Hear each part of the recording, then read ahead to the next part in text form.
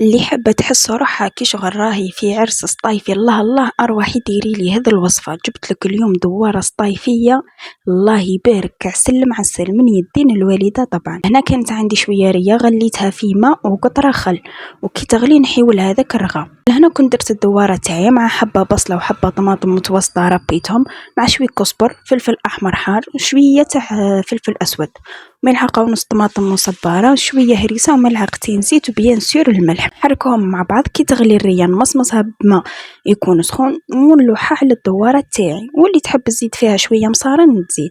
نخليها تتقلى مليح مليح. شوفوا خليوها ساعة ساعة ونص ساعتين نورمال وهي تتقلى، البنة في التقلية.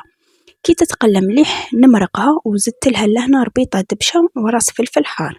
سكروا عليها لاكوكوت وخليوها تطيب في عقلها. بعد ما طابت لي، شوفوا طابت لي الزبدة.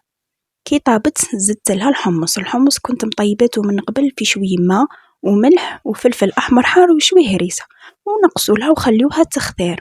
شوفوا تجيكم واحد الدوارة كي العسل، كيما تاع الأعراس بالضبط. أنا ما نحبهاش، مي في هذاك النهار كليتها بردت قلبي فيها. جربوها وبهذا التوابل، ما تزيدوا حتى تابل من عندكم، تجيكم كي العسل والله. أبن منها ما كانش. وكي تجربوها راكم تعرفوش راني نقول.